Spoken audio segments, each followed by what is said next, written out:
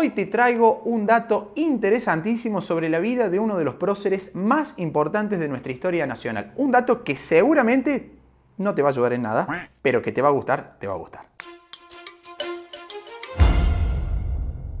Seguro muchas cosas has leído, has escuchado, te has enterado de la vida de Manuel Belgrano, el creador de nuestra bandera, hasta incluso muchísimas veces se ha hablado de su presunta homosexualidad.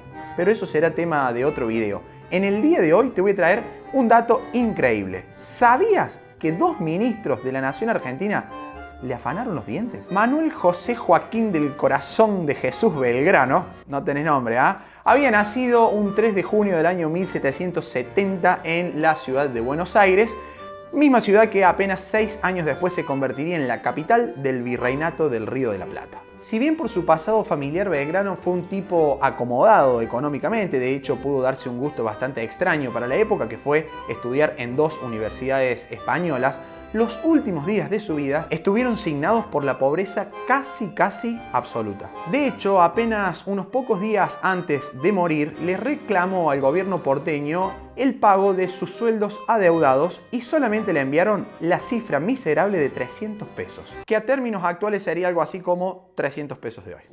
Encontrándose en esa situación miserable, solamente pudo pagarle a su médico, el escocés Joseph Redhead, con un reloj de oro con cadena que le había obsequiado al propio Belgrano el rey Jorge III de Inglaterra. Ese reloj estuvo durante mucho tiempo en el Museo Histórico Nacional hasta que en el año 2007 fue robado y actualmente no se sabe dónde está. Finalmente, Belgrano termina falleciendo el día 20 de junio del año 1820, a escasos días de haber cumplido sus 50 años, rodeado solamente de unos pocos familiares y amigos. Ese día fue un día muy caótico para Buenos Aires. En esa jornada, la provincia tuvo 3 gobernadores en el mismo día. Fue enterrado en el convento de Santo Domingo, del cual vivía a muy pocos metros, acompañado de un séquito realmente pequeño. Un dato increíble de ese primer entierro de Belgrano fue que su lápida fue construida con mármol de su cómoda porque no había para más. Recién el 29 de julio del año 1821, es decir, más de un año después de ocurrida la muerte del prócer,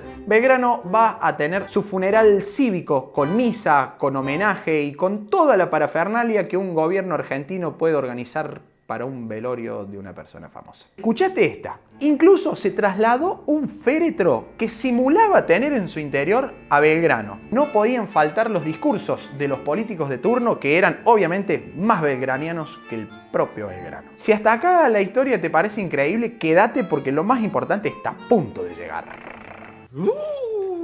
That's a bingo. La historia central del capítulo del día de hoy comienza en el año 1902, cuando el por entonces presidente Julio Argentino Roca decide mandar a construir un monumento recordatorio de la vida del prócer y que además funcionara como tumba en la misma explanada del convento de Santo Domingo en donde ya se encontraba sepultado. Fue así que le encargó al artista italiano Ettore Ximenes la construcción de una obra que sería realmente problemática. La catástrofe llegó cuando se tuvieron que exhumar los restos de Belgrano. La tarea se llevó a cabo el día 4 de septiembre del año 1902 y entre los presentes se encontraban el nieto del prócer, Carlos Vega Belgrano, su bisnieto, el subteniente Manuel Belgrano, médicos, curas y lo más importante, se encontraba el ministro del Interior, Joaquín B. González, y el ministro de Guerra, Pablo Riccieri. A partir de la exhumación de los restos del general Belgrano, comenzaron a surgir una serie de sorpresas. La primera de ellas fue que al momento de la excavación para encontrar el ataúd, justamente lo que no encontraron fue el ataúd. Jeremías Springfield fue cambiado por un esqueleto. No, es el esqueleto de Jeremías. ¡Cose mandinga!, habrían exclamado los presentes, como ignorando que la madera de pino del año 1820 del féretro no se podría haber podrido con el paso de 82 años nomás. Pero después de tanto hurguetear en la tierra, los restos de Manuelito terminaron apareciendo. Muchos de ellos se rompían ante la simple manipulación. Lo cierto es que estos restos óseos fueron depositados en una bandeja de plata sostenida por el cura párroco de Santo Domingo, el padre Modesto Becco. La segunda sorpresa, y si bien les puede llegar a parecer una tremenda boludez, es que los ministros, tanto Riccieri como González, en el momento de la exhumación del cuerpo del prócer, no se quitaron sus sombreros.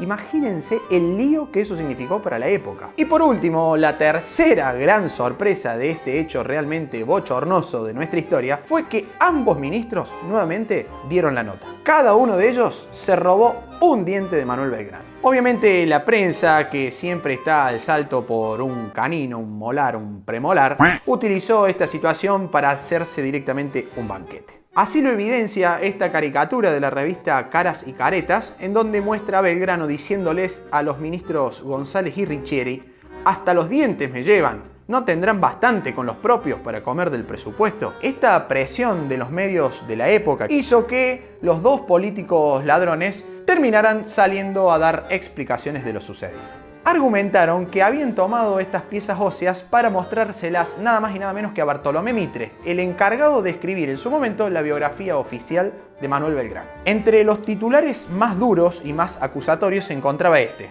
que devuelvan esos dientes al patriota que menos comió en su gloriosa vida con los dineros de la nación. Pero ¿cómo se resuelve finalmente esta situación? Intolerantes ante la presión que estaban viviendo, ambos ministros deciden regresar al convento de Santo Domingo los dos dientes que se habían afanado. Finalmente el mausoleo fue inaugurado el 20 de junio del año 1903 con toda la majestuosidad que el caso merecía, como si nada hubiese pasado, con los ministros en sus cargos, sin ninguna renuncia, más actual imposible. Hasta aquí, queridos amigos, la historia del día de hoy. Soy Lucas Bota, creador de Historia en Podcast, y si les ha gustado este video, suscríbanse, activen las notificaciones y, por qué no, también déjenos sus comentarios. También nos pueden encontrar en Instagram como Historia en Podcast, en donde estamos subiendo información muy interesante. Chau, chau.